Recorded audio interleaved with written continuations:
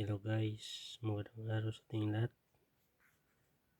Ito pong natin guys, nabili natin sa sa pag-aampalaya.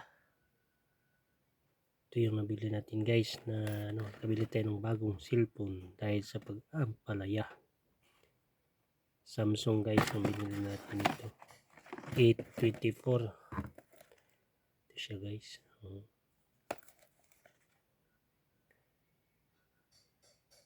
Ang ng price nito guys, malapit sa 15k. 14,990 at ang bili ko nito sa sa mall. Ayan, share ko lang sa inyo guys yung yan ang kagandahan pag nagtanim tayo guys, makabili tayo ng gustuhin natin pag sipag at tiyaga ang ating punan. Okay guys, hanggang dito na lang. Huwag kalimutan mag-subscribe sa ating YouTube channel. Maraming salamat sa inyong panonood.